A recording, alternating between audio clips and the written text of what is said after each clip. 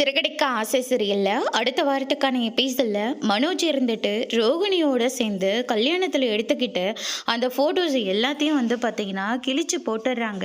ஏண்டி எனக்கு இவ்வளோ பெரிய துரோகத்தை பண்ண, உன் முகத்தை பார்க்க கூட எனக்கு பிடிக்கவே இல்லை, எனக்கு இவ்வளோ துரோகம் பண்ண உன்னால் எப்படி தான் மனசு வந்தது, நான் உன்னை நல்லபடியாக தானே பார்த்துக்கிட்டேன், எனக்கு எப்படி இப்படி பண்ண அப்படின்னு சொல்லிட்டு ரொம்பவே கோவப்பட்டு கோவத்தில் கூட கத்தக்கூட ஆரம்பிச்சிடுறாங்க.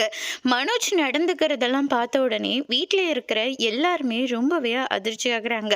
விஜயா இருந்துட்டு பார்த்தீங்களா எப்படி இருந்த என் பிள்ளை இப்போ இப்படி நடந்துட்டு இருக்கான், எனக்கு அவனை பார்க்கவே ரொம்ப கஷ்டமா இருக்குங்க, எனக்கு வர கோத்துக்கு என்ன செய்வனே தெரியல, எல்லாத்துக்கும் இந்த பூ கட்டுறவ தான் காரணம், அவளை பற்றின விஷயம் தெரிஞ்சதில்ல, அப்பவே இவ விஷயத்த சொல்லியிருக்கணும், சொல்லாமல் விட்டதுனால இப்போ பாருங்க முத்து சொல்லி இப்போ இவ்வளோ பெரிய பிரச்சனையாயிடுச்சு அப்படின்னு சொல்லிட்டு நம்ம விஜயா சொல்லிக்கிட்டு இருக்காங்க.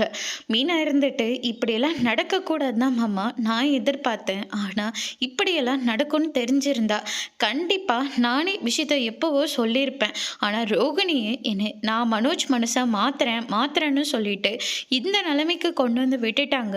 இதுக்கு நானும் ஒரு விதத்தில் காரணம் தான், எனக்கு நீங்கள் எல்லாரும் சேர்ந்து என்ன தண்டனை கொடுத்தாலையும் நான் ஏற்றுப்பேன் அப்படின்ற மாதிரி சொல்லிடுறாங்க. அதுக்கு அடுத்ததா மனோஜ் ரூமை தட்டிக்கிட்டே இருக்காங்க. மனோஜ் இருந்துட்டு கதவவே திறக்கல.